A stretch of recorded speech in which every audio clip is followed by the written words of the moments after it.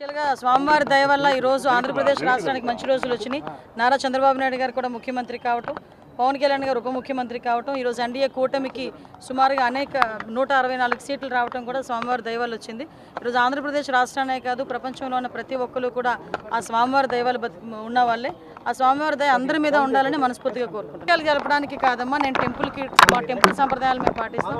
ఎక్కడా కూడా రాజకీయాలు టెంపుల్లో మాట్లాడడం. ఈరోజు గోపూజ చేసుకోవడానికి వచ్చాను, స్వామివారి దర్శనానికి వచ్చాను. వెళ్తూ గోపూజ చేసుకోవడానికి వచ్చాను. గోపూజ పూర్తయింది, స్వామివారి కొండ మీదకి వెళ్తున్నాను.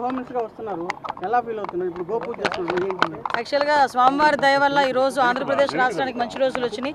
నారా చంద్రబాబు నాయుడు గారు కూడా ముఖ్యమంత్రి కావటం, పవన్ కళ్యాణ్ గారు ఉప ముఖ్యమంత్రి కావటం, ఈరోజు ఎన్డీఏ కూటమికి సుమారుగా 164 సీట్లు రావడం కూడా స్వామివారి దయ వల్ల వచ్చింది. ఈరోజు ఆంధ్రప్రదేశ్ రాష్ట్రానే కాదు, ప్రపంచంలో ఉన్న ప్రతి ఒక్కరు కూడా ఆ స్వామివారి దయ వల్ల ఉన్న వాళ్ళే. ఆ స్వామివారి దయ అందరి మీద ఉండాలని మనస్ఫూర్తిగా కోరుకుంటున్నాను.